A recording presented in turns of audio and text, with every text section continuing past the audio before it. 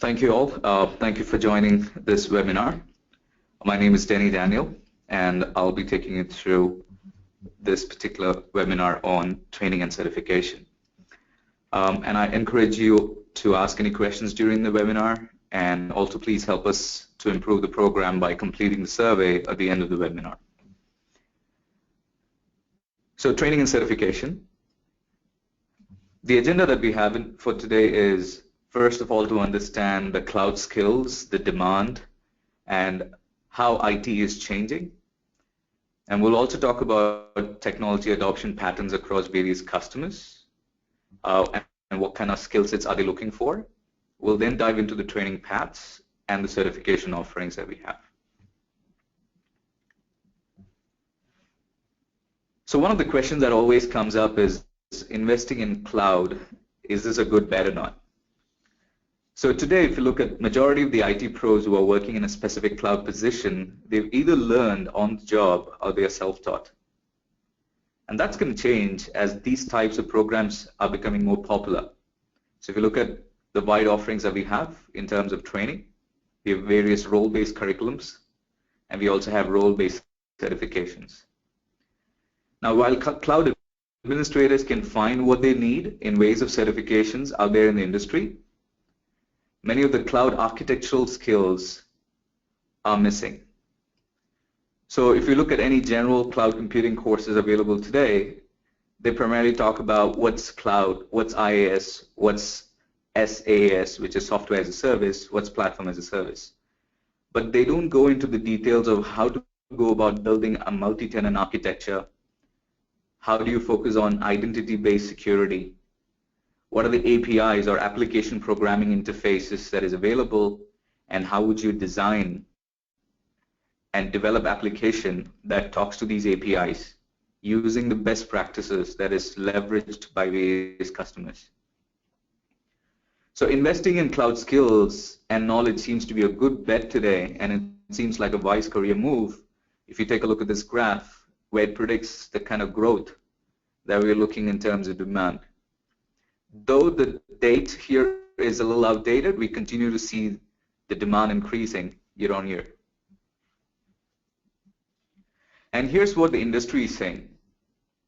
Here's a quote by Tim Quinn, who is the CIO of News Corp.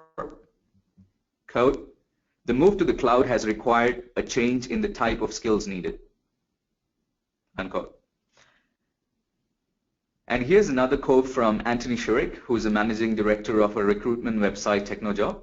Quote, "Demand for cloud skills over the last couple of years have grown by about 20% as companies look to embrace a cloud computing strategy." Unquote.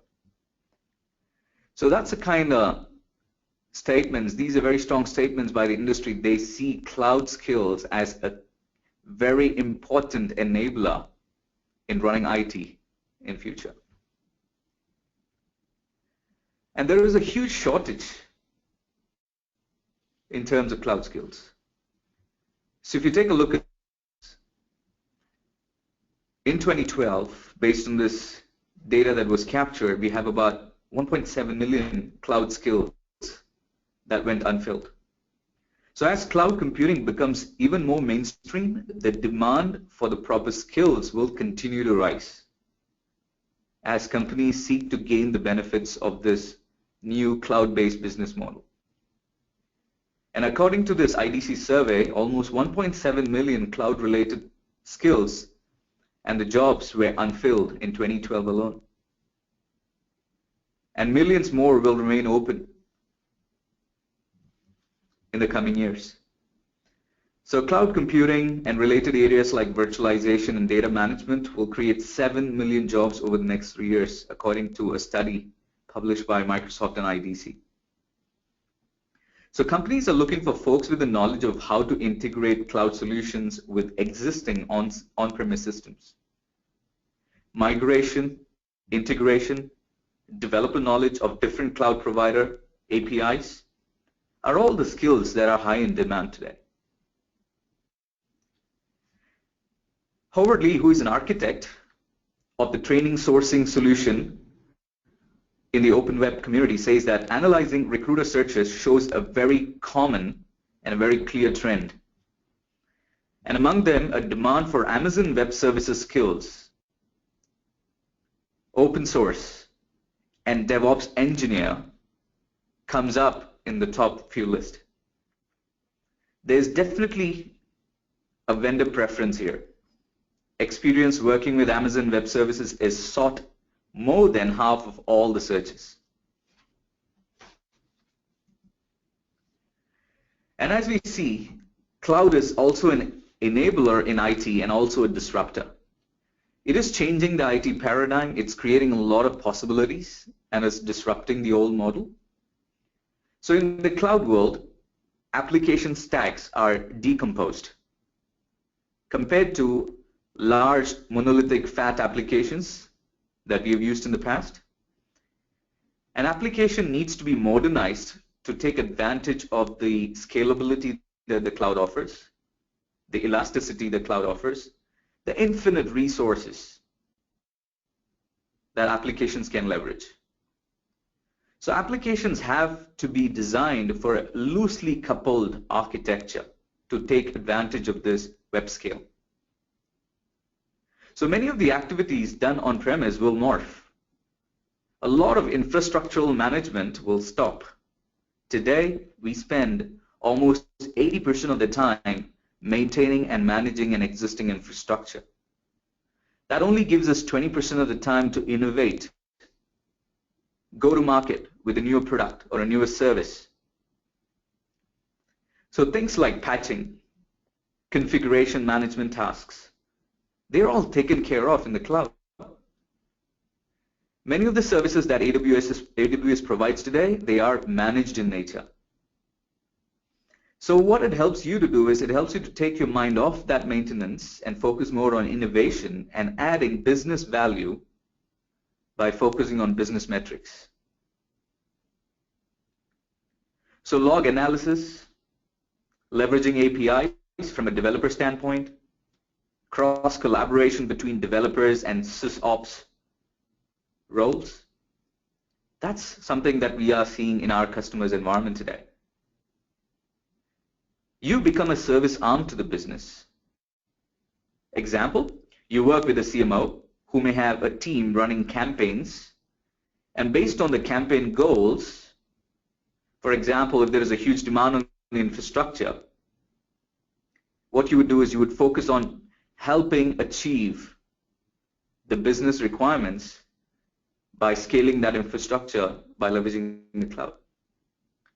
So a good example for this is if you take a pharmaceutical industry, when they run pharma trials, there's a lot of data being collected. And your role is to make sure the infrastructure is optimized to meet the large compute analytic needs.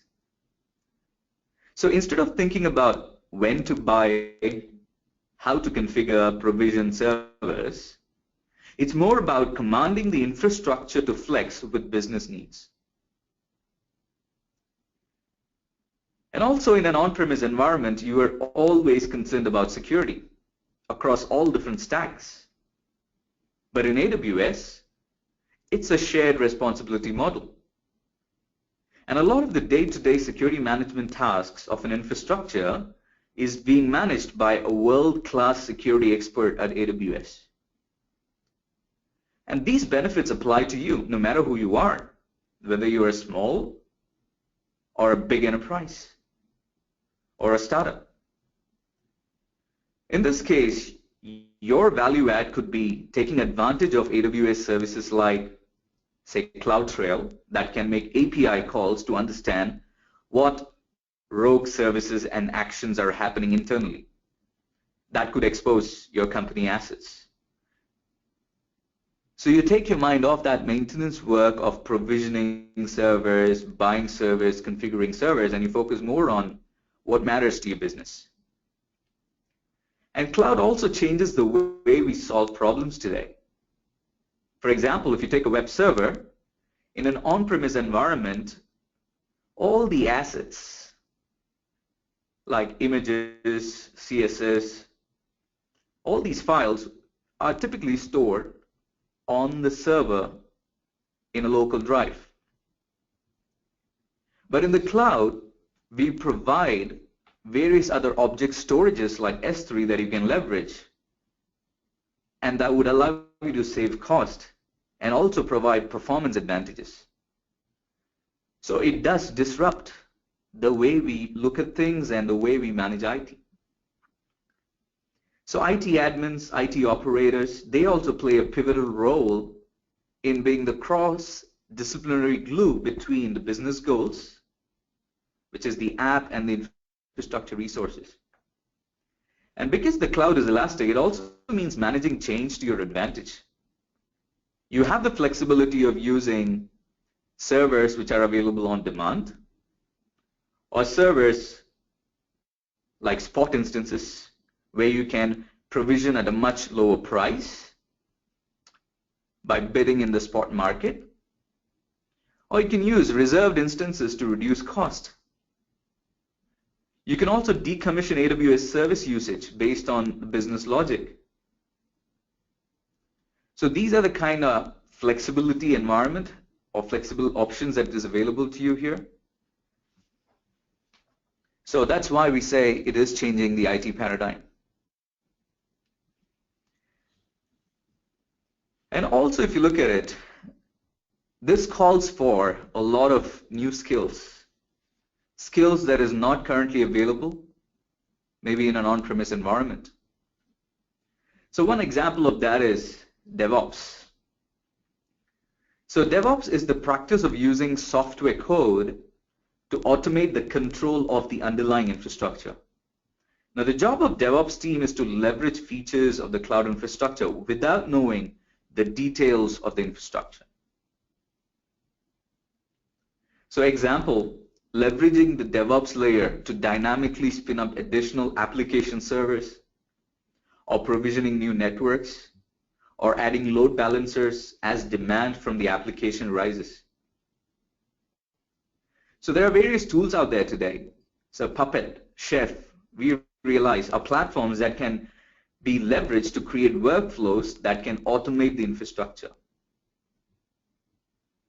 The orchestration of the underlying infrastructure is enacted without the developer of the end user application being aware of the underlying infrastructure changes.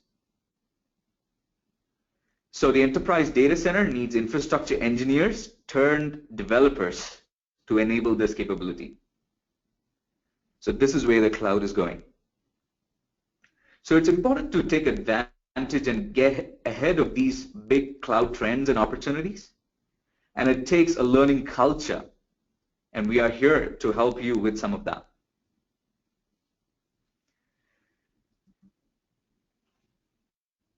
The key is to also bridge the gap. So we've talked about reinventing IT, how to build applications that are elastic, that are scalable, that are loosely coupled, an environment where everything is automated and integrated. But also it calls for various skills. We need a group of people who focus on the architecting aspect of things. We also need a group of professionals who focus on the DevOps layer, on the collaboration, and also for those who are building new applications, you need to understand how to interact with the various APIs that we offer today, and how do you build the application to interact with those APIs.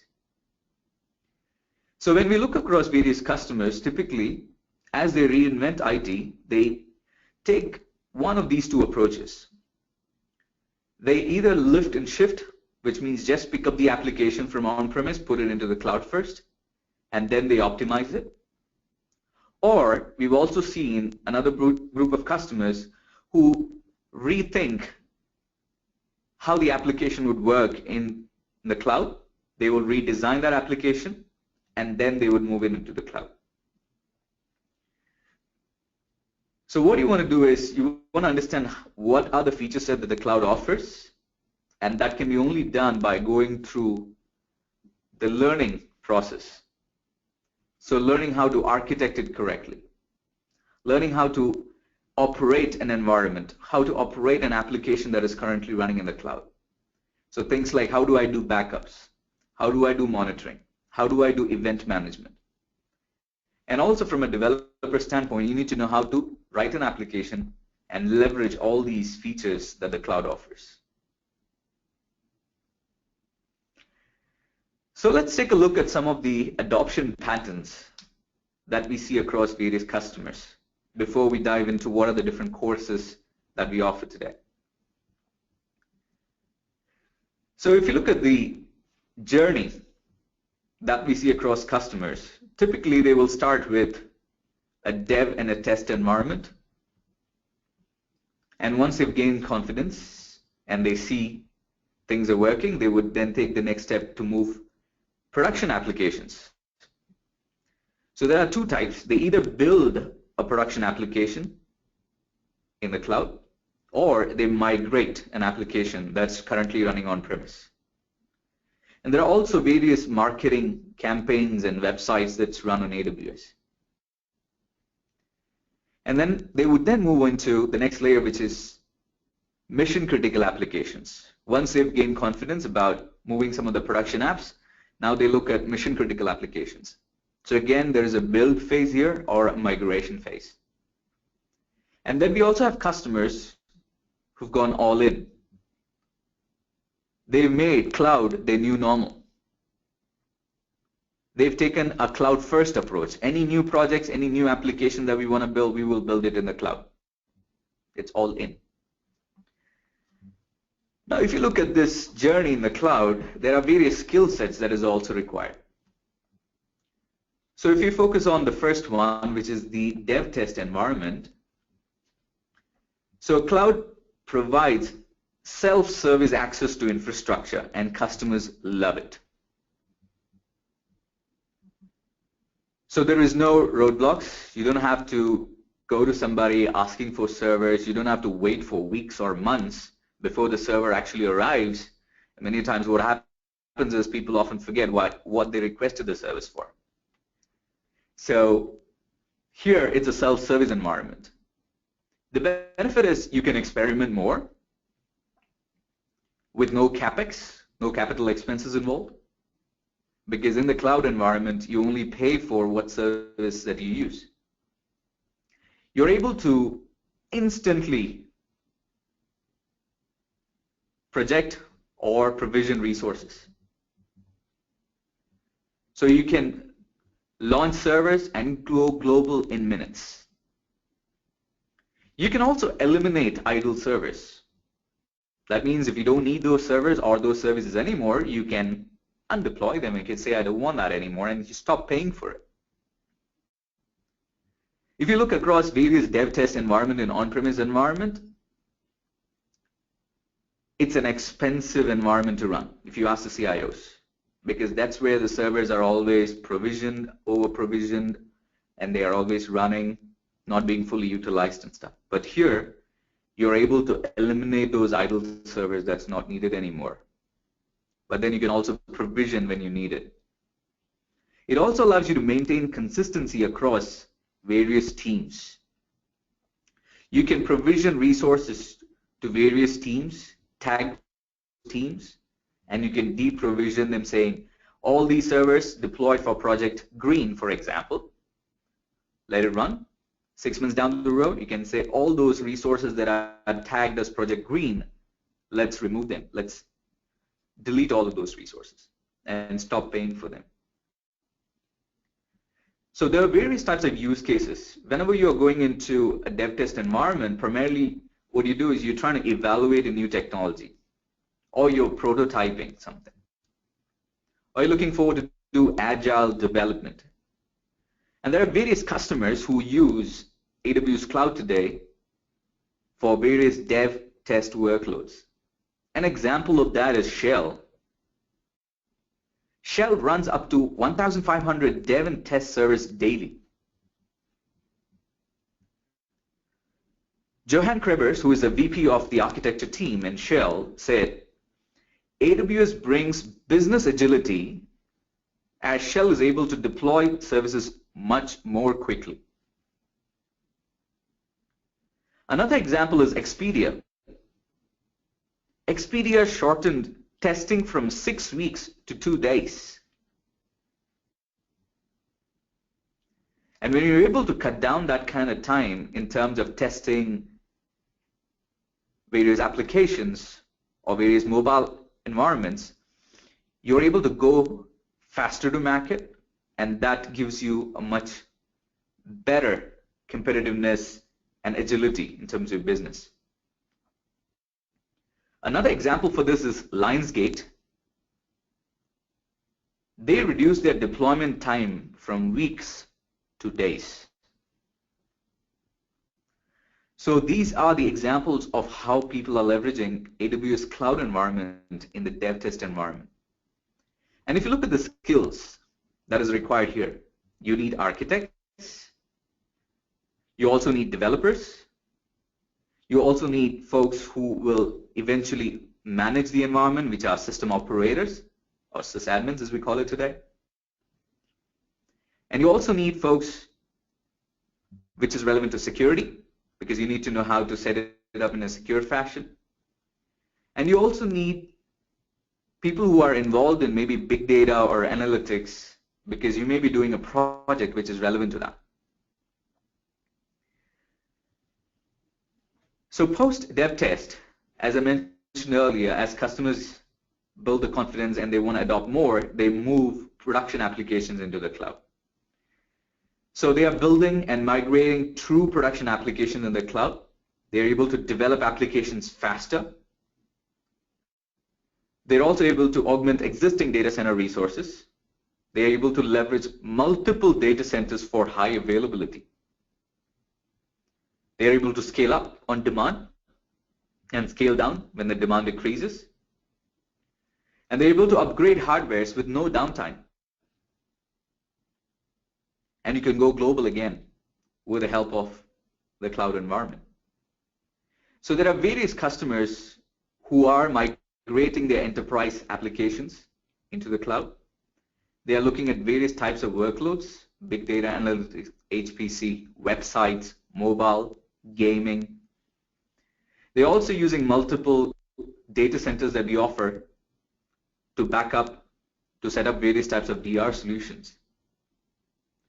And they also get to enjoy this highly secure environment that we provide. And then they build various security layers on top of us. A good example for this would be Vodafone Italy, who built a mobile payment application on AWS. So PCI, which is payment card industry, and DSS compliance was essential here. So Vodafone selected AWS and they were able to launch in 3 months. They reduced their capital expenses by 30%. They deployed to 7 different channels, including Facebook. And they said AWS was the clear choice in terms of security. Another example of somebody who migrated an application, a production application, is Bristol Myers Squibb. They moved their clinical trials to AWS. So in an on-premise environment, they were running 2,000 simulations on 2 servers. And being a healthcare company, because they're doing various types of simulations and they're only using 2 servers, it took 60 hours to get the results. In AWS, because capacity is available, they provisioned 256 servers. And they did the same number of simulations, which is 2,000 simulations. But the time it took was just 1.2 hours instead of 60 hours. That's 98% less time, with 64% saving on clinical trial cost. So these are examples of true production applications that are being moved into AWS. Again, from a skill set perspective, they couldn't have done this if they didn't have a team of people who were trained and certified and they know how to do it the right way.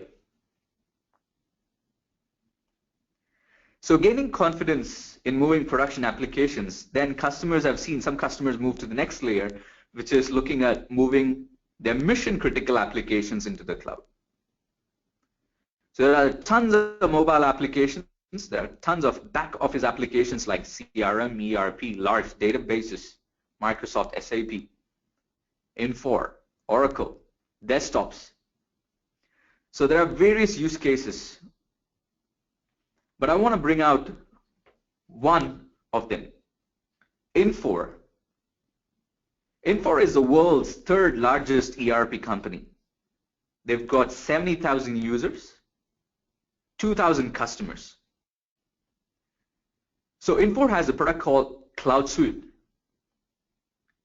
And this particular Cloud Suite software this platform is all on AWS, serving 164 countries. This is one of their mission critical applications because 72% of hospitals with more than 150 beds run this Infor application today. And this mission critical application runs on AWS, and it was moved by a team of professionals who were again trained. So Charles Phillip, who is the CEO of Infor, quoted this once the application was moved and once they realized all these benefits. Quote, "Friends don't let friends build data centers anymore." Unquote. So mission critical applications run on AWS today. This is just one of the examples that I want to showcase, but there's a lot more. But as customers gain confidence, they go on to the last phase, which is all in. I love the cloud. I want to move everything into the cloud. So they take the cloud first approach. Now the benefit that it offers is virtual elimination of IT capital expenses. There is flexibility in resource assignments, speed to market, zero hardware maintenance, multiple availability zones and multiple regions are available. So you're able to go global, you're able to set up various applications in a highly available fashion, and you also types of disaster recovery strategies. And this is where you would then look at operating this environment and also concepts like Devops, where you're starting to look at infrastructure deployment using codes. And a very good example of this all-in customer is a New York-based Dow Jones and Company, who is a global provider of news and business information. So they deliver content to consumers, organizations via newspapers, websites, mobile apps, videos, newsletters, magazines, conferences, and radios. They've decided to go all in. Another example closest to our heart is Suncorp in Australia, a financial institution. They decided to go all in. And one of the key enablers that allowed them to go all in is to train all of their individuals, IT professionals in that company, depending on the role that they play, because we offer various role-based curriculums that is aligned to that, and they were trained in those things, and they were able to move all of these applications into the cloud. So think about it. When we say all in, it also includes various applications that might be running on legacy hardwares today. That's a bold move, and we've seen various customers adopting that strategy. So what we've done is we've made sure the learning paths that we offer today, they are aligned to those job roles and those migration phases. So if you take an application that is currently running on-premise, that you're trying to move to the cloud, it has to go through these phases. You've got to first design. This is where architecting skills are important. Then maybe you want to build a new application in the cloud, so developing skills are important. And then once you have the application running in the cloud, now you've got to operate it, run it. So the operational skills, the system operation skills are important. You also have to focus on security. So security operation skills are important. And then if you have different types of workloads where you're doing big data or analytics, Again, those relevant skills are important. So if you look at architects today, typically what they do is they create a cloud business case. They determine what should be the migration strategy, what should be the integration strategy. How would they design a highly available, elastic, and secure application in the cloud? So today we all have various course offerings that is aligned to those aspects. Now from a developer standpoint, you want to develop an application that uses the scripts, the APIs, the SDKs. You want to also do various types of application and solution testings. You also want to implement automation services for optimization of performance, availability, scale, maintenance. You want to build new microservices. From an operations standpoint, as a system operator, you want to provision these environments. You want to automate the implementation as much as possible and stop sleeping in the data centers. You want to manage backup and DR. You want to monitor availability, performance. You want to troubleshoot when issues arises. From a security standpoint, you want to ensure that you set up various encryptions correctly, making sure application deployed in the cloud are running in a compliant manner against various compliances that we have today. From a big data perspective, as a big data professional, you want to focus on collecting data,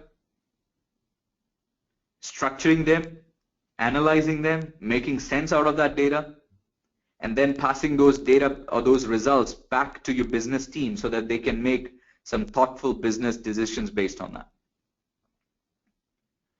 So underlying some of the operational activity is another new role called the DevOps role. So DevOps is a professional movement that advocates a collaborative working relationship between these two teams, which is the development and the IT operations. So this results in a fast flow of planned work. Example, deploy rates are quicker, while simultaneously increasing the reliability, the stability, the resilience, and the security of the production environment. See, DevOps isn't something you can buy. It's something you have to do, and you have to do it yourself. The goal is to promote integration and collaboration of development and operations team so that we can accomplish faster time to market with lower cost and high quality. So if you look at our course offerings, we also have courses which is geared towards DevOps. So let's dive into the various training offerings that we have today. So one thing to note is when it comes to AWS training classes, they are designed to give students a chance to learn about AWS services through immersive exercises and hands-on activities in labs, which is super important. So it gives students or attendees a chance to hear from and get questions answered by knowledge experts who are deeply familiar with AWS, who've seen various types of deployment options across various customers, across various geographies. And with that information in hand, you can turn back to your organization with more confidence in making informed IT decisions. We offer training through several delivery modes today. One is instructor-led. In short, we call it ILT, which is one of the most popular one. So we run classes that is open to public, or we run classes which is just dedicated for one customer. We call that a dedicated on-site class. We also run various types of e-learning and videos. So we have various partner level trainings, which is available in e-learning formats. We also have various customer-facing trainings today.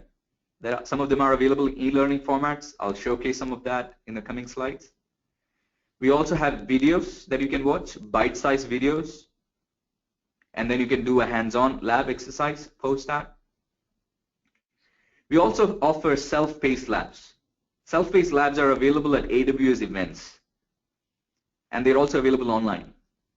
I'll show you some of those links where you can access them. So labs enable users to get hands-on experience and practice working with AWS service. And as we all know, in the IT world, nothing beats practice. As we grow and expand, localization is becoming increasingly important. So we do offer localized training and certifications across various geos, and we have plans to localize additional languages based on customer demand. So if you're new to AWS, you may ask, where do I start? So we've got 3 key resources here that you can leverage. There are some free AWS videos and labs that is available. We also have a business essentials course to understand the benefits of the cloud. And we have a technical essentials course, which is giving you a technical overview.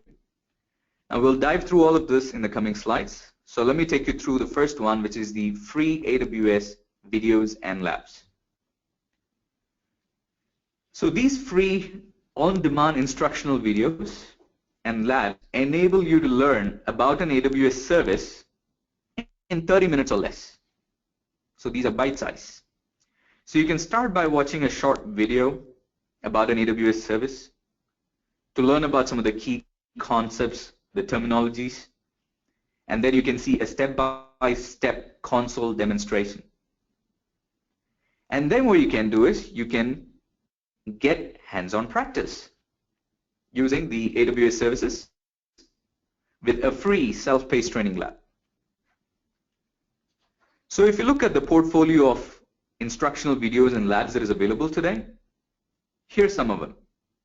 So if you go to the compute section, there is a video and a lab on the Elastic Compute Cloud, which is the EC2 service.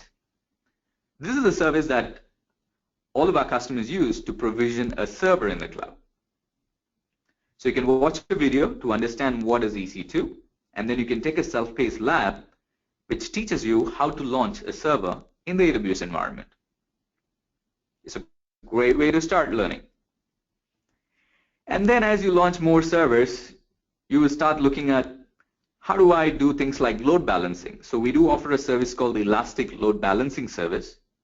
So again, there is a video on this, and then the lab will teach you how to provision an Elastic Load Balancer and distribute traffic to multiple servers.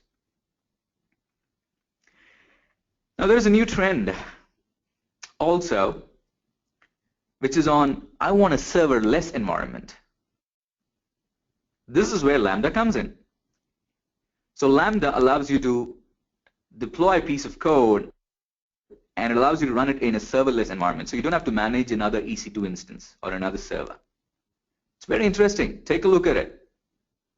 And there is a hands-on activity or a lab exercise after that as well. So that's from compute. Then focusing on storage. I did mention the simple storage service S3 earlier today, the object-based store.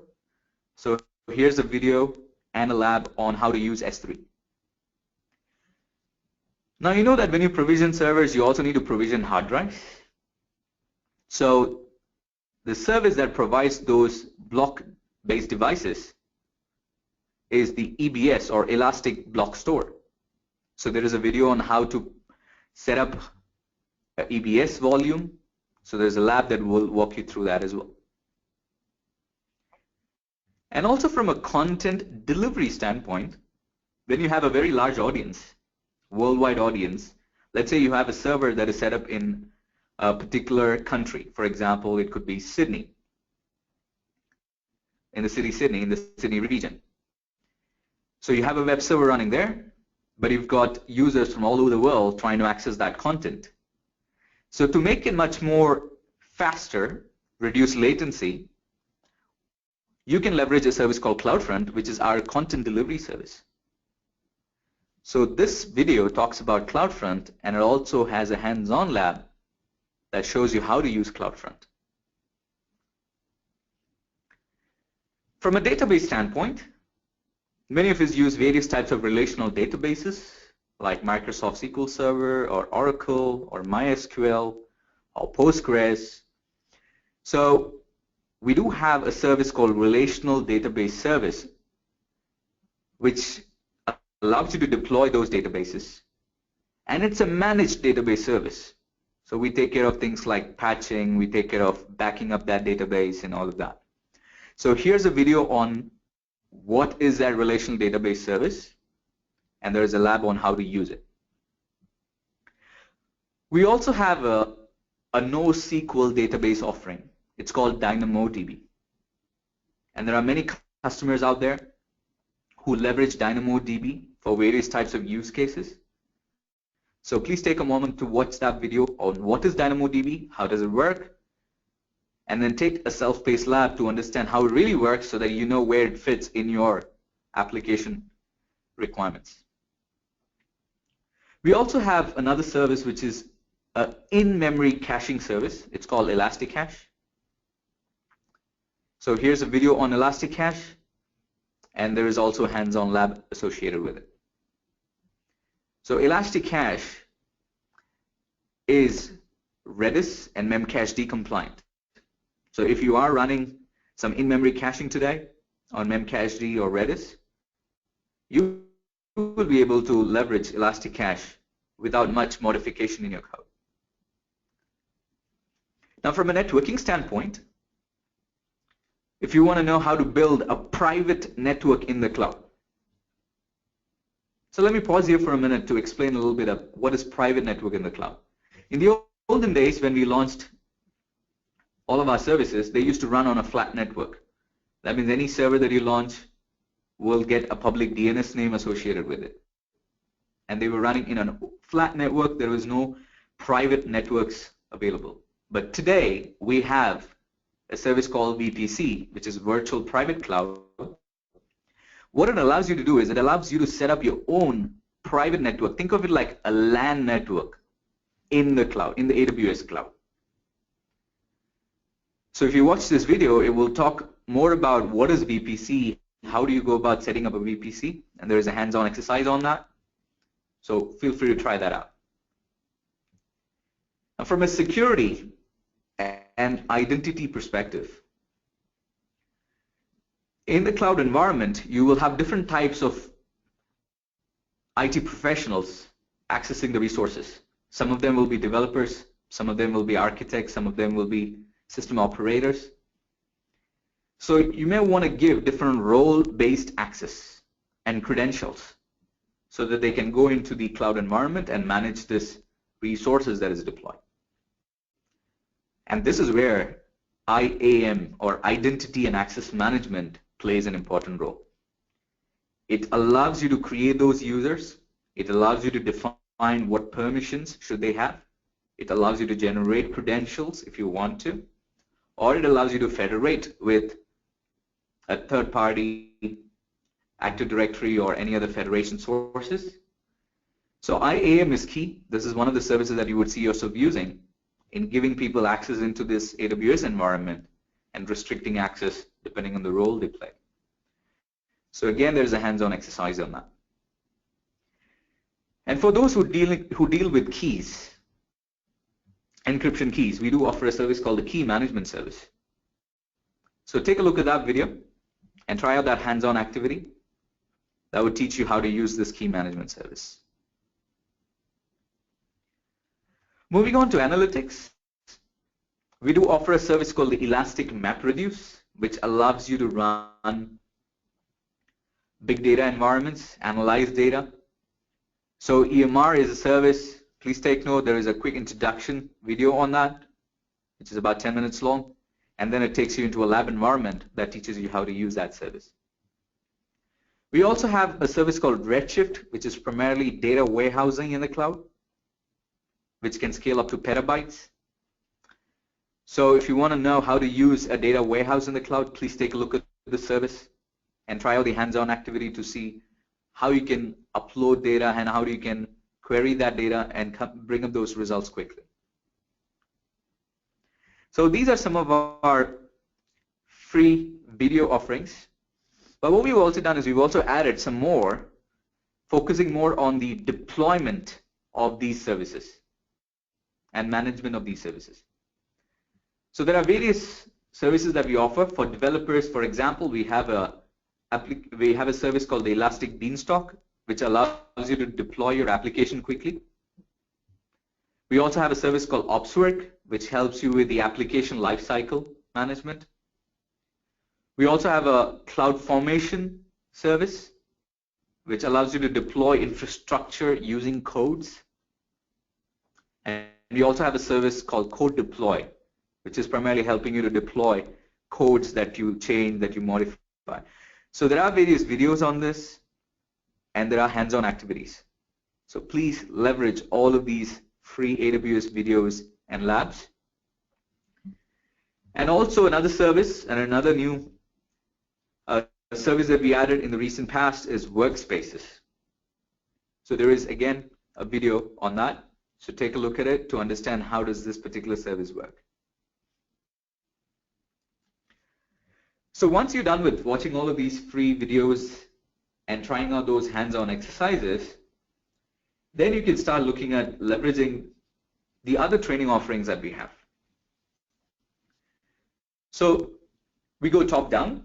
We start with Business Essentials. So it's a one-day foundational training. And then you have Tech Essentials, which is another one-day training.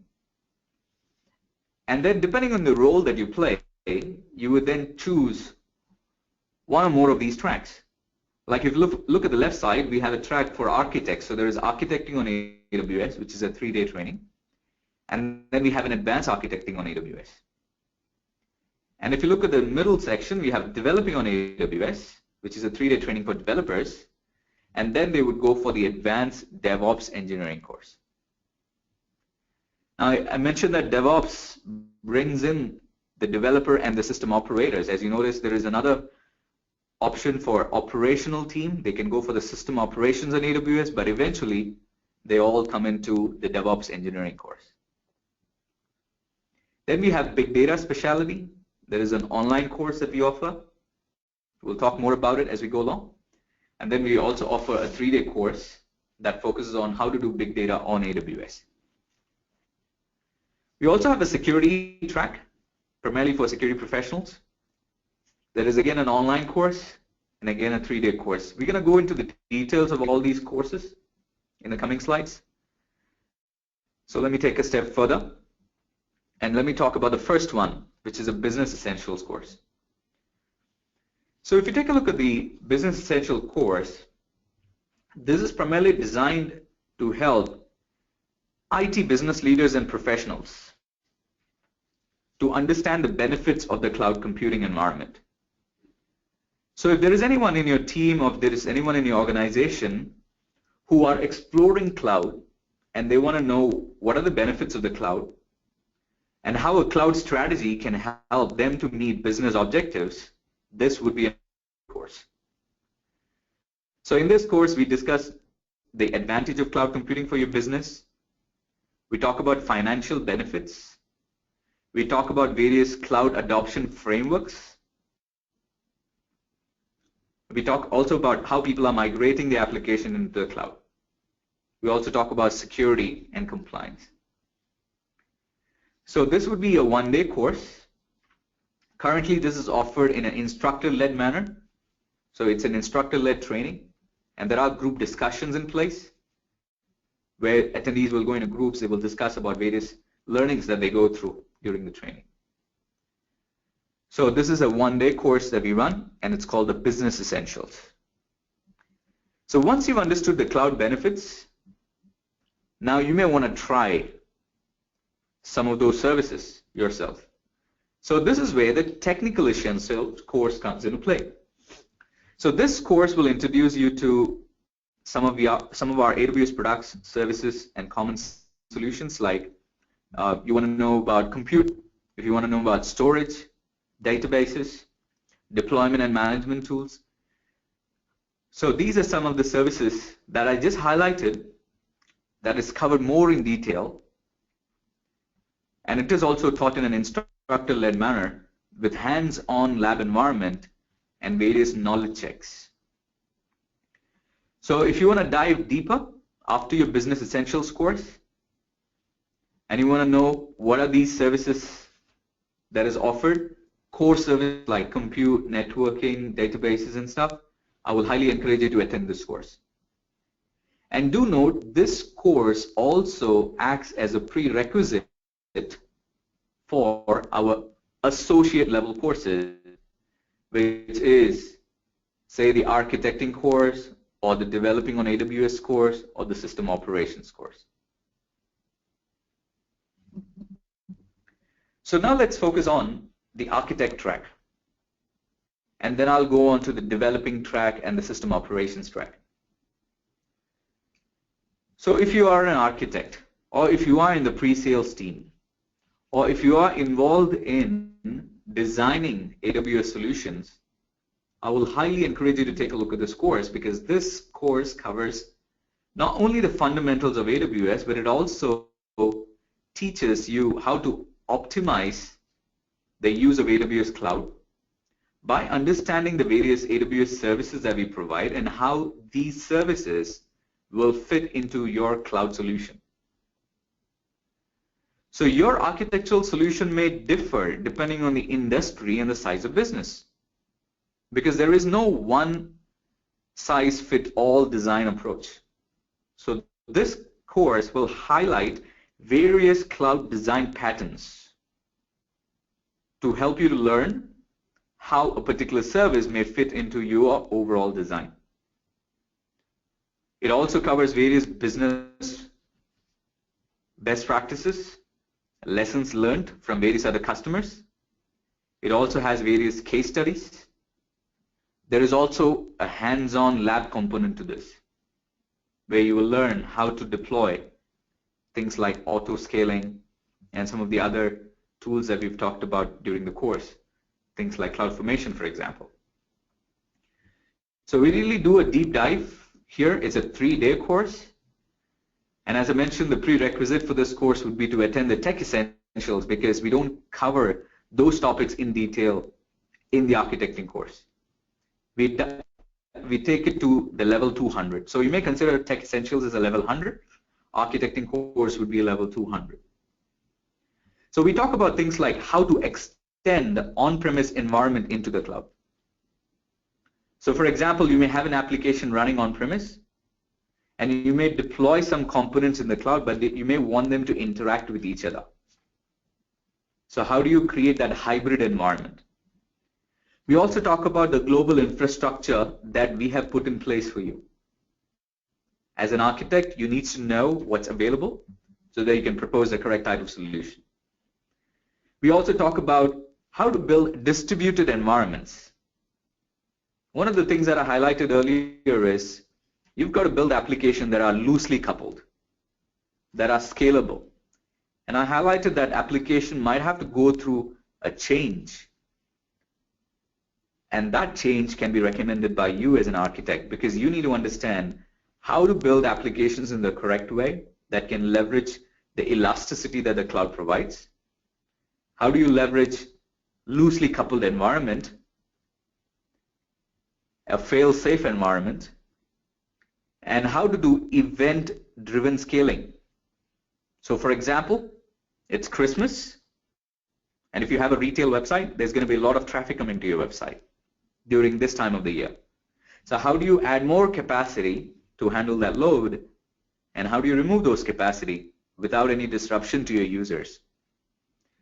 So all of these architectural patterns, all these best practices are covered in this course. We also talk about various back-end processing works. How do you write an application that can leverage various queuing services, various notification services, various analytical services? So as an architect in this course, you get to learn these new services, and you get to learn where do they fit in your overall cloud design. Then you become a trusted advisor within your team or within your organization to your team of developers and your team of operators. We also talk about some large-scale design patterns here in this course. We talk about various case studies of various customers in healthcare, in gaming. We talk about how they've deployed, what kind of services have they used, and you get to learn from that, and you bring those learnings back to your environment and you apply it according to your need. We also talk about how to build a highly available environment, how to set up DR for applications running in the cloud. So these are some of the topics that are covered in this course, which is the architecting on AWS. So once you finish this course, I would highly encourage you to take the next step, which is the advanced architecting course. So building on the concepts introduced in architecting on AWS in that 3-day course, the advanced architecting on AWS is for individuals who are experienced with designing scalable and elastic applications in the cloud. So building on the concepts which is introduced in the architecting course, this particular course will cover how to build complex solutions which incorporates various data services, governance, and security. It also goes into various other services like Direct Connect. How do you leverage Direct Connect? It talks about storage gateway. How do you use services like storage gateway to support this hybrid environment that you've built or this hybrid architecture that you're thinking of building? It also covers various best practices for building scalable, elastic, secure, and highly available application in the cloud. So we talk about if it's a large environment, you may be running multiple AWS accounts today. What's the right strategy in managing all those multiple AWS accounts? Because you may be getting multiple bills today. How do you manage all of that? What's the best way to do this? How would you create an advanced network architecture where you connect from on-premise environment into the cloud or from cloud back into your on-premise environment? How do you set up that dedicated pipe between these two environments? We also talk about how to set up large data stores for AWS.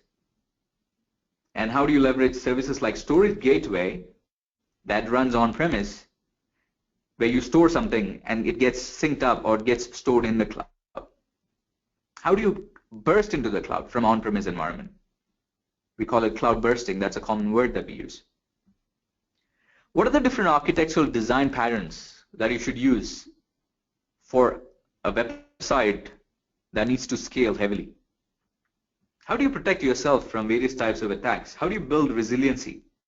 What are the various cloud security models that is available? What are the encryption and key management options that are available on AWS? How do you protect data in transit or while at rest? How do I make sure my applications are always performant? What are the various other characteristics that I need to take into consideration? What services are available? So these are some of the topics that are covered in the advanced architecting course. Again, the prerequisite for this course is to attend the architecting course. And also we would recommend you to go take the Solution Architect Associate Level certification, which is offered after the architecting course. So we'll talk about certification in the coming slides. So from a delivery standpoint, it is an instructor-led training. There are hands-on lab exercises, and this is also a 3-day course. So this is what we have today for architects or people who are wanting to be an architect. So start thinking about your career development. Think about these offerings, course offerings, and put that in your roadmap of your learning. Moving on to developers. We do have a course which is, again, primarily designed to help developers build applications in the cloud. So this course, which is developing on AWS, talks about the various AWS code libraries that we have today. the SDKs, the IDE toolkits, and you can use all of this to develop and deploy your code and your application on the AWS platform. So today, if you look at the course, we do have labs in the course, which is C# based and Java based, and that's why the course objective says, how do you do service operations using C# or Java? But even though the labs are focused on C# or Java, we give you these options. We are continually looking for feedback in what else needs to be added. Maybe you are a PHP developer and you want to see some of these labs in PHP. So we will continuously add that in the coming days, but this is what we have. But the concepts that you learn in the course applies to no matter what developing platform you're using. So we talk about the various core libraries, as I mentioned. We talk about various security features. And we also talk about how to interact with these services over APIs. Example, how do you interact with S3 over the S3 APIs? How do you interact with DynamoDB, which is our NoSQL database? So many of our services that we offer today have a web service API associated with it, so you can interact with that. So we also talk about various of the application-related services like message queues, notification services. We also talk about application deployment, how to do deployment using services like Elastic Beanstalk. So please take a look at our course offering, which is Developer on AWS, primarily designed for developers who are either migrating an application into the cloud by rewriting some of those application codes, or maybe you're building a brand new application in the cloud. So developing on AWS would be a right fit for you. Again, as a 3-day course, it's instructor-led with hands-on activities. Moving on to the system operations team. These are people who are involved in the daily run aspect. So once you move the application into the cloud, now it becomes your responsibility as a sysadmin, even software developer who are playing a DevOps role. You need to go through the system operations course to understand how to create an automatable and repeatable deployment of networks, systems on the AWS platform. So we talk about various configuration and deployment options, all right? And we also share with you some of the common techniques used throughout the industry for configuring and deploying various systems. So as you see in the course objective, we really go into a lot of details. And because this is an operational course, there's a lot of hands-on activity here. Typically, you would see every module followed with a lab. So we cover topics like how to build a VPC, virtual private cloud, how to build an EC2 instance, which is an elastic compute cloud-based instance, how to launch load balancers, how to do auto-scaling. So what we also focus on using the AWS command line interface. So if you go to the Developing on AWS course, you learn how to interact with the APIs, you use the SDKs, the toolkits that we give you. But in this course, you learn how to interact with our AWS services over the CLI, the command line interface. So many of the techniques, many of the services, many of these aspects that you see in the slide, things like how to deploy, how to monitor, how to manage, all right, how to configure, how to troubleshoot, many of these things are done on the CLI interface, the command line interface. So we teach you how to set up networks, how to set up compute, how to set up storages. We also go into configuration management in the cloud. How are people doing things like configuration of existing servers and applications? We'll also talk about scalable deployment methods. How are people leveraging various types of auto-scaling and CloudFormation, various tools to deploy applications quickly or servers quickly. So these are some of the topics that are covered much in detail in the system operations course. So again, the prerequisite for this course is an essentials course. So you need to know some of those core services before you come in and dive deep into how to do things. So concept is important, that's what you learn in essentials. And here, you learn how to operate it. So this is a 3-day course that we offer. Once you complete this, as a next step, you can look at taking the DevOps engineering course on AWS. Excuse me.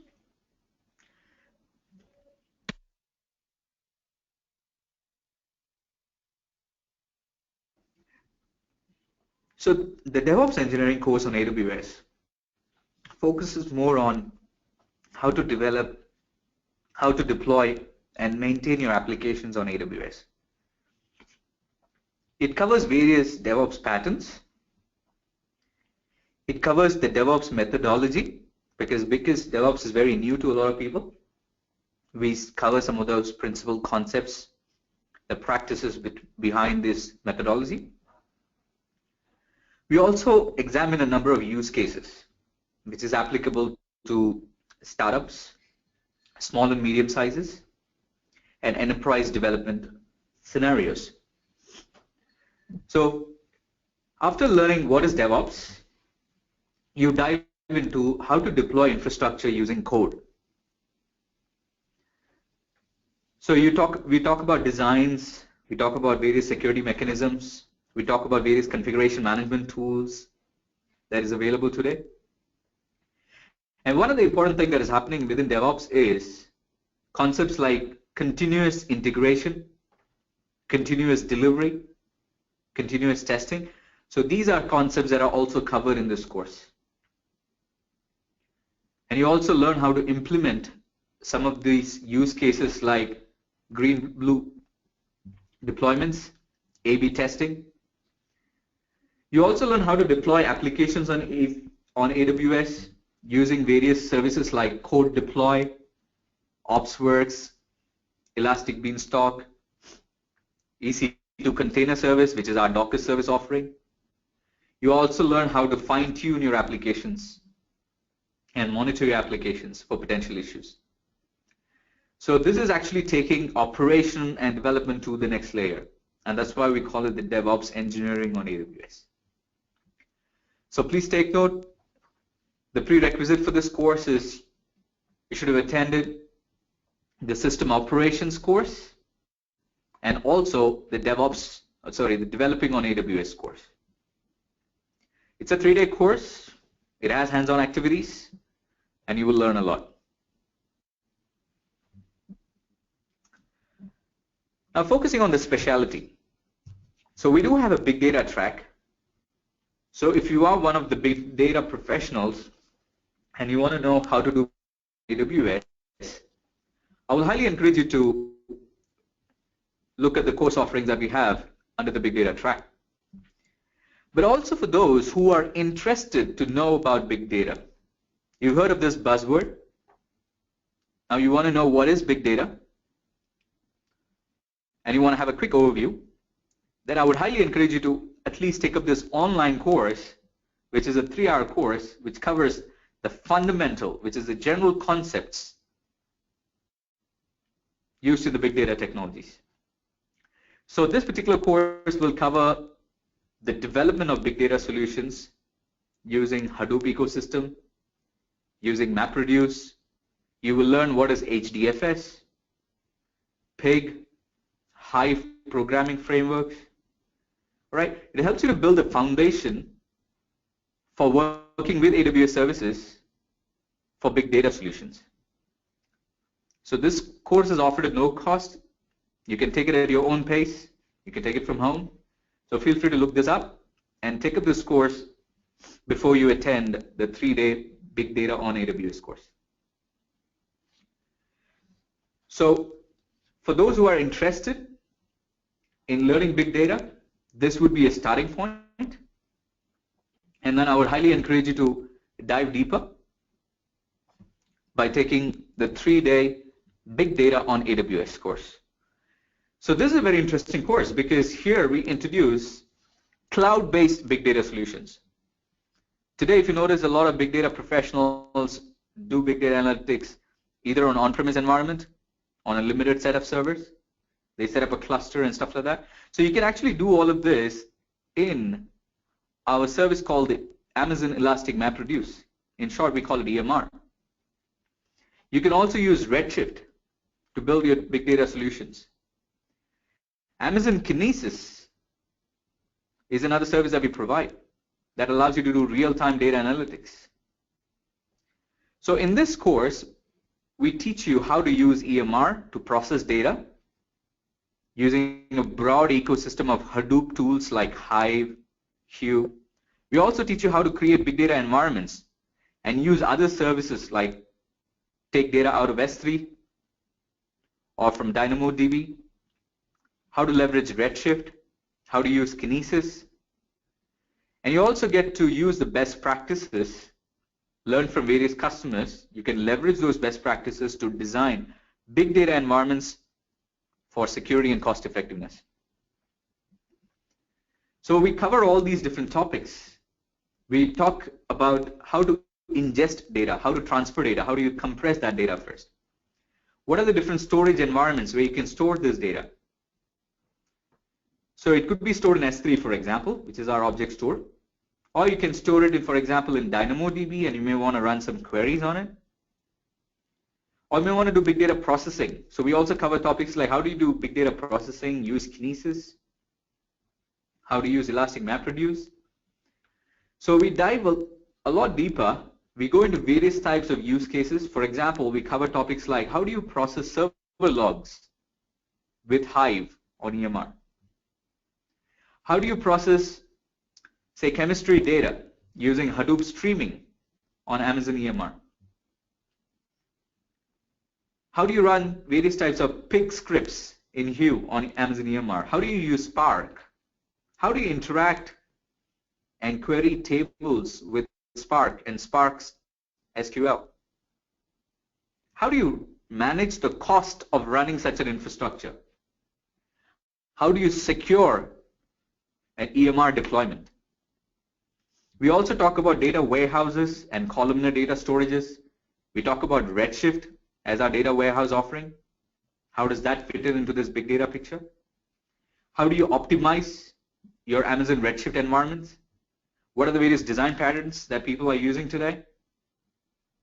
And then how would you visualize and orchestrate this big data? How do you run reports? How do you pull data out of the data warehouse and make some sensible reports out of that? How do you visualize this data, for example, using TIBCO Spotfire? So these are all important topics that allows you to learn how to do big data on AWS, and this is covered in a 3-day course. Highly encourage you to attend it. After you've attended the fundamental course, the online course, and also there are some prerequisites highlighted here. So basic familiarity with big data technologies is needed, and also basic understanding of data warehousing, relational databases, all of that is needed. So this is our big data course offering. It's also 3 days, instructor-led with hands-on labs. Focusing on the next track, which is security on AWS. So if you are involved in any of the security aspects within your company, and if you are a security auditor or an analyst or a professional who is evaluating whether the application that's going to move to the cloud, would it be running in a secure way, I would highly encourage you to attend first the Security Fundamentals course, which is again an online course, 3 hours long. And in this course, you would learn some of the AWS security concepts. How do we do access control and management? How do we do governance, logging, encryption methods? It also covers security-related compliance protocols and risk management strategies. We also talk about procedures related to auditing your security infrastructure. So once you go through the fundamental course, it will give you a good idea of what we offer today. And then I would highly encourage you to take the 3-day Security Operations on AWS course. So this dives deeper. It teaches you how to efficiently use AWS security services to stay secure and compliant in the cloud. Notice this is a Security Operations course.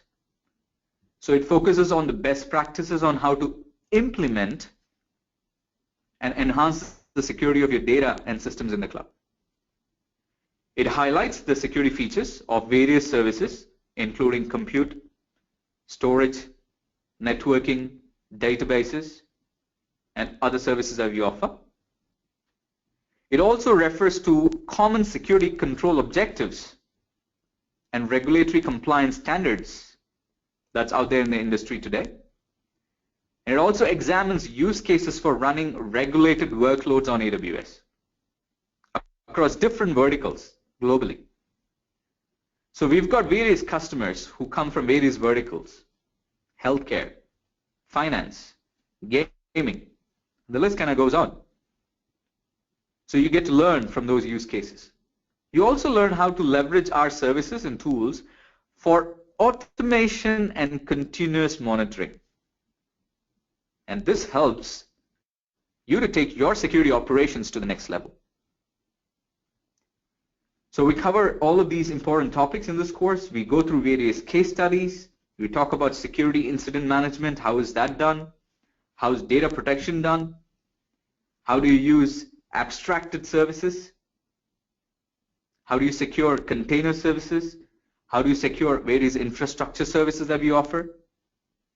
So it covers various topics like identity and access management, VPCs, AWS config, CloudTrail, key management services. We also offer a service called Trusted Advisor that gives you security recommendations. It says, hey, this particular configuration is not done right. It's recommended that you do it this way to improve the security posture of your environment. So these are various topics and various services covered in the security operations course. So if you are a security engineer or an architect or an analyst or any security related role that you play, I would highly encourage you to attend this course. And if you have auditors who want to know how secure is the cloud, one of the things that you can do is offer them the security fundamentals course and then ask them to attend the security operations course to understand how secure is the cloud. Let us in the classroom handle and manage many of those basic questions that they have, and let us help them, let's educate them through these courses so that it can reduce the number of questions and roadblocks that comes your way as you move your application into the cloud. So again, this is a 3-day course, instructor-led with hands-on labs. So how do you get trained? Where do I find the training? So as I mentioned earlier, we offer public classes. The public classes, when I say public, let me define it. Public classes is a class where you will have a mix of customers coming in, and then you get to learn from each other. But you don't get to focus on only your environment because you get to learn from others. So it's more of collaborative learning, but various use cases come up. So the public classes are arranged and they're organized by our training partners. And here's a list of training partners that we have. So for example, Bespoke Training Service, Cloud Circle, SuperTrack, and GD Enterprises. So if you want to find the next available class nearest to you, I will highly encourage you to go to this web link, which is aws.training. And that would show you the schedules. And when you click on any one of the courses that you want, it will redirect you to the training partner webpage, and you can register for the class. Now, as I mentioned earlier, other than public courses, we also run dedicated on-site courses. So this is if you have, say, 10 people, 10 or more people, you can approach us directly and we will help you run a private on-site training. So we'll run this training at your place, at your expected timelines, aligned to your projects and deliverables, and focusing the collaboration and all of that around your application and your environment. So this is an on-site training, or we call it dedicated on-site trainings. So these are the two training offerings that we have. So for dedicated on-site trainings, please get in touch with us directly. for public classes, you can go to the website and look it up. Now, once you get trained, that's not the end of the road. I highly encourage you to also take hands-on labs and try out some of these things that you've learned. So AWS Self-Paced Labs allows you to do that. This is designed by AWS subject matter experts.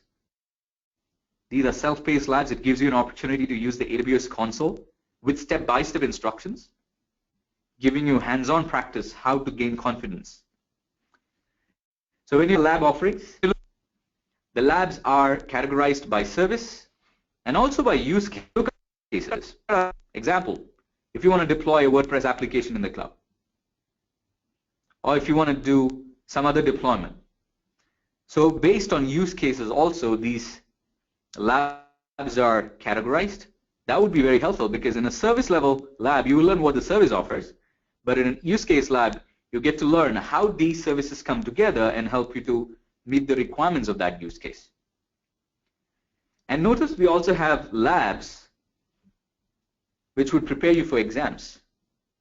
So I'll talk about that shortly when we go into the certification part. As you're preparing for various certifications after attending the trainings, there are also lab activities available that would help you to gain some hands-on experience before you go and take the exam. So all of these labs are made available to you through our APN technology partner, which is Cloud V Labs. And they offer it on their website, which is quicklabs.com. So if you go to quicklab.com, you would see all those service-based labs and use cases-based labs available here. And what they've done is they've also created some interesting environments here where as you go through the learning, you get badges, you earn badges. And if you complete a quest and if you earn the badge, you can share that with your peers on LinkedIn and Twitter and social sites to promote yourself, to promote your learnings, promote your portfolio, make yourself visible to the industry, and that would open up more opportunities and jobs for you. So highly encourage you to take a look at this website and try the lab offerings that we have here. So once you go through the training, once you finish the hands-on lab, and you've gained enough experience, your next step is to take the AWS certifications. Many times people ask me, why? How does it help? What's in it for me? So from an individual standpoint, if you notice, it allows you to show you are an expert in what you say that you have in terms of skills. So AWS certification is an industry recognized credential that shows you have the expertise to design, to deploy and operate applications and infrastructure on AWS. It allows you to stand out of the crowd. It gives you visibility, as I highlighted earlier. It gives you peer recognition. It allows you to advance your career. AWS certification shows customers and employers and recruiters that you have the skills and knowledge to build AWS solutions. Just for example, if you apply for a job in AWS, the first thing that we see is, are you certified? And we've had customers telling us whenever they are looking for AWS professionals, one of the things that they're looking for is, are they certified? You can get trained, but certification brings credibility, and that's what customers are looking for. You can also join the community of AWS certified professionals. You can put your AWS certified logo on your LinkedIn profile, your emails, your websites. You can become a member of our LinkedIn AWS certified community. You can attend various cert appreciation events that we run across the region. So these are some of the benefits from an individual's perspective. And from an employer perspective, as I've highlighted earlier, they look for certification as the baseline bar before they even get in touch with you and talk to you about the jobs and the roles. And as we work with various customers who leverage partners, AWS partners, to do some of the deployments, one of the requirements that they've highlighted is the individual who is working on that project from the partner team must be certified. Because certification means that you've learned the various best practices that are shared across the industry, and you're able to bring those learnings into those customers' environments. And that would reduce operational risks, business risks, and improve efficiency for that employer or for that customer. And it also helps you to have the common lingo with these employers. So if, for example, you go into a customer's meeting or an interview and you have an architect who is a cloud architect sitting in front of you, and if you don't have the same lingo, it's going to be very hard to connect with that person. It also helps customers and employers to accelerate the time into cloud if they hire the right professionals with the right credentials. So with all of this in mind, I will highly encourage you to pursue not just training, but an outcome-based training. And the outcome is certification. Set yourself a roadmap. Maybe you get trained and you set a roadmap to get certified in 3 months. Work towards it. Work with the instructor in the classroom to understand what should be in that roadmap. What should you be doing as you work towards that goal of achieving the certification and adding that to your portfolio. So let's take a moment here and let's talk about some of the certification offerings that we have today. So we have certifications offered at associate level, and we also have certifications offered at professional level. So once you complete the associate level courses, you would go for the associate level certifications. So associate level courses include architecting on AWS, developing on AWS, system operations on AWS. When you're done with that certification, the associate level certification, or once you've completed the advanced courses, which is the advanced architecting and DevOps engineering, you can then go for the professional level certifications. So let me take you through all of these certifications one by one. The first one being AWS Certified Solution Architect at the associate level.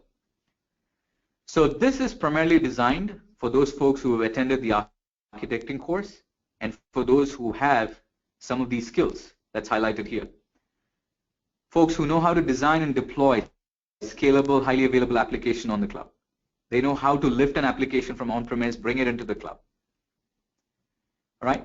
How to select the appropriate services based on the application or based on the needs that you have for that application. So we also talk about cost here. So we test you whether you have the skills to understand how to estimate cost, how to control cost. You should also have a strong understanding of the architectural trade-offs and best practices.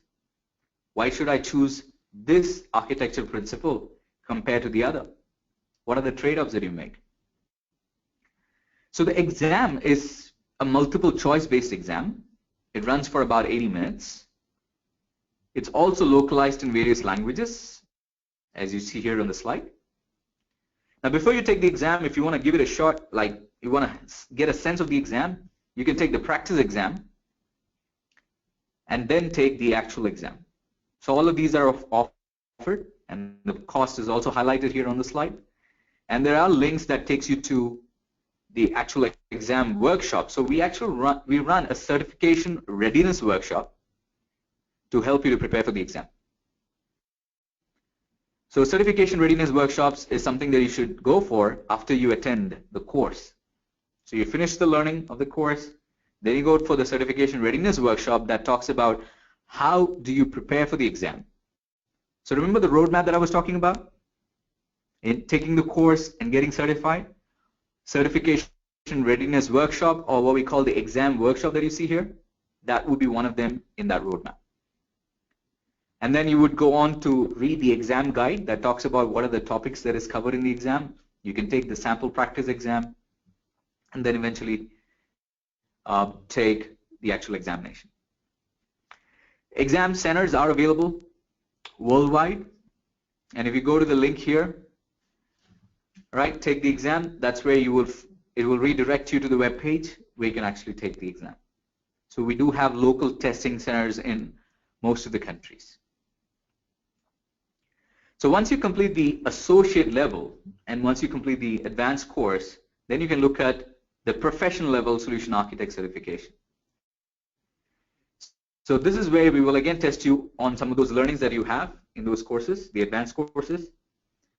And take note here, the prerequisite for the certifications to be already an associate level certified architect. It is multiple choice, but look at the exam, it is 170 minutes. And there is a practice exam available, and the actual exam is also available, and the cost is highlighted here. So from a preparatory standpoint, please do leverage all the resources that I've highlighted.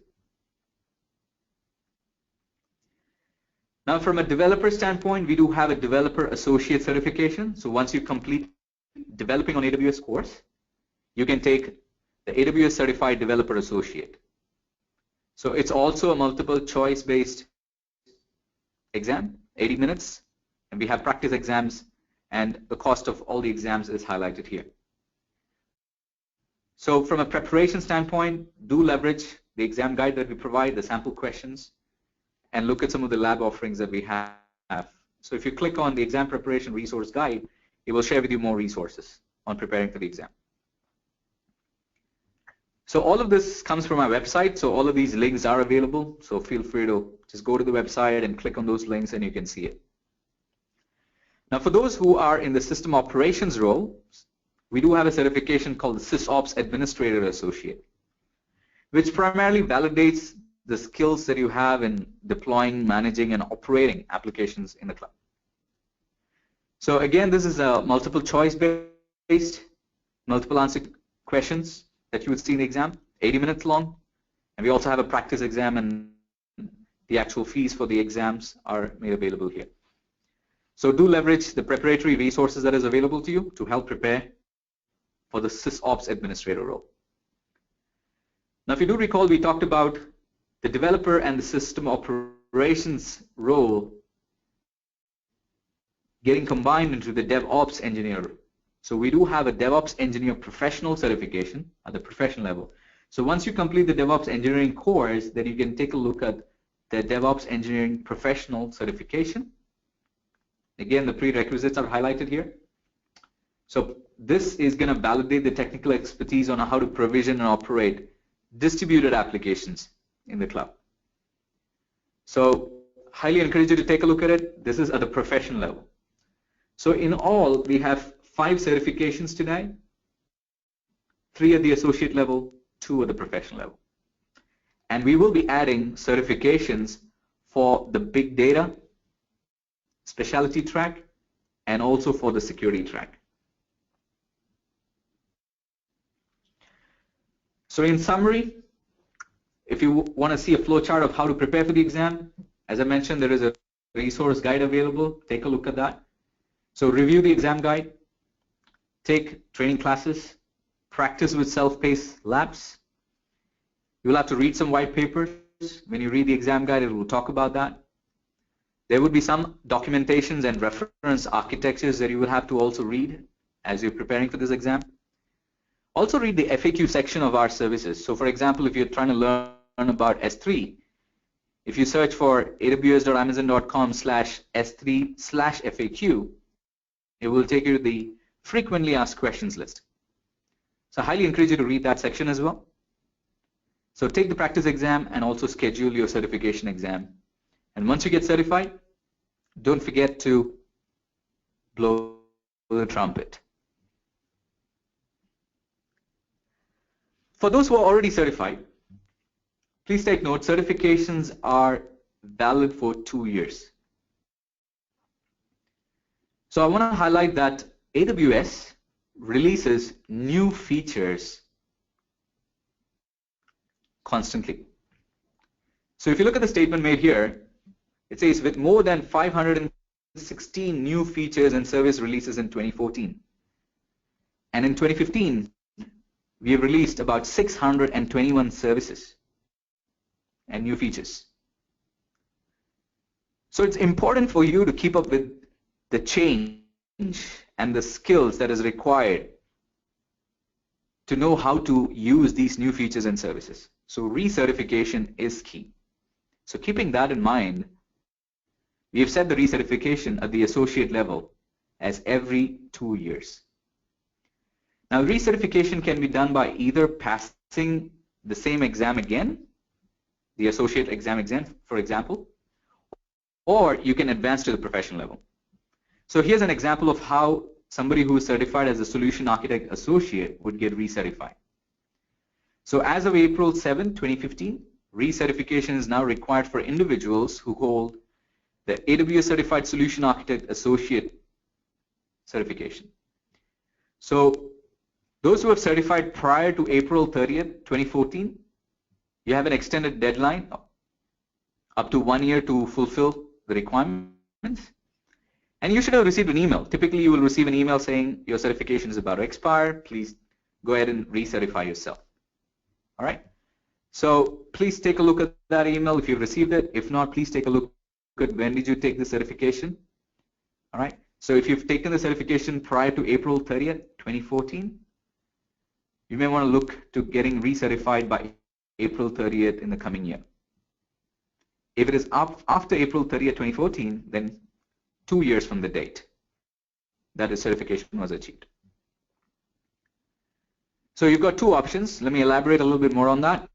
One is you have an option to take the same exam again, right, which is an 80-minute exam. So Solution Architect Associate exam, which is 80 minutes. The exam registration fee is not $150. That's the actual fee. But because you're recertifying yourself, it's $75. And you can leverage all the study materials and resources that I've highlighted. Or what you can do is you can work towards earning your professional certification. So if you advance to the next level, all right, so if you've earned your certification associate already, you are eligible for a voucher to register for the professional exam at 50% discount. And the vouchers are being emailed to qualified individuals, and they are sent out 6 months prior to your certification expiry. So if you haven't received that voucher, it means you're not into that 6-month cycle yet. But for those who have received the voucher, I highly encourage you to prepare for the professional level certification. And instead of paying $300 USD, which is a professional level certification cost, you only pay $150 USD, and then you also get to renew or recertify yourself. So where do I take the certification exam? As I highlighted earlier, we have testing centers around the world through Criterion. Criterion is the test center for us. So please take a look at their website, or if you go to our website in the certification page, if you go to the FAQ section, you would also find the links to see which is the nearest testing center for you.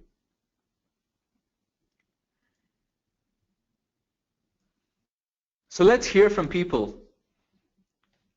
What are they saying about AWS training and certification? Here's some examples.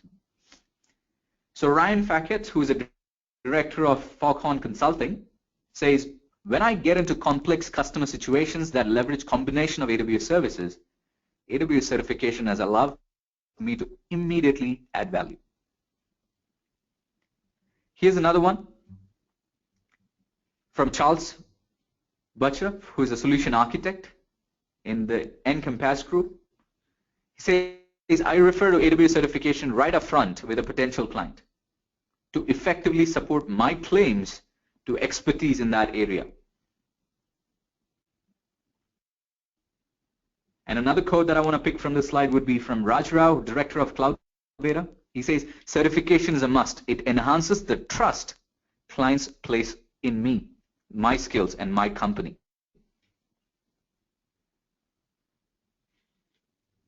So you can see from this, certification does play an important role in the industry, and you're hearing it from industry professionals. And what are companies, various companies saying about this? Here's an example of some companies like 8K Miles, Accenture, And let me read out the one from Accenture. Deepak Pant, who is an architect in Accenture, says, "This company now sees me as an expert in my area. Colleagues consult me on cloud solutions more often." Unquote. Wouldn't you want to be in that position? You become the trusted advisor for not just your team, but across various business functions. And that would, I would certainly believe, would help you in your career development as well. One other quote that I want to pick from here is Minjar. Vijay Raipathy, who is the CEO of Minjar, says, "Our goal is to have 100% of employees AWS certified. Our competitiveness," unquote. So it's super important out there in the industry, and this is what the industry is saying. And there are more. I'll highly encourage you to go to our website, take a look at some of these quotes on what people are saying about AWS certifications and training. And this goes across various organizations, partners like Second Watch, CorpInfo, to Hitachi, all right, and various customers. So I hope you've understood that it's super important not to just get trained, but also have a hands-on environment, hands-on experience, and also work towards the outcome, which is certification. And let's listen from the media for a minute. What is media saying about AWS training and certification? So the one on the left side that you see is from CIO, IT Certification Hotlist 2015. And this is where they talk about the SysOps Administrator Associate. So it goes into their top 10 list. And then if you look at the right side, it's from the Tom's IT Pro, Best Cloud ID Certification for 2016, AWS Certified Solution Architect Professional. So what we are also doing is we are creating a more and more awareness of all these certifications that is available at the industry level, so that you on the ground, once you get certified, you get the recognition.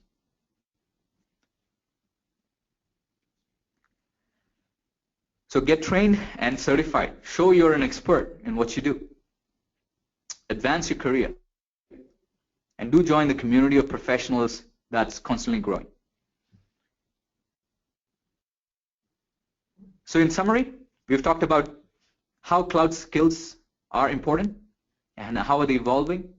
We've also talked about cloud adoption journey that customers are going through, from a dev test environment into true production to mission critical and to all-in strategies, and how you as an individual play an important role in all of this, and how an employer is looking for building team skills. And we also saw there is a huge shortage of skills out there, and there's a lot of opportunity for you. So with that, I would like to thank you for your time. Feel free to reach out to me, and that would be my email. And I would highly encourage you to stay back and ask your questions so we can help answer that. We'll get some AWS representatives to help answer the questions if we can't do it online right away. And we hope you found this session very useful and interesting. And we will kindly remind you to complete the survey and tell us what you think about today's webinar. And with that, I would like to thank you for your time and have a nice day.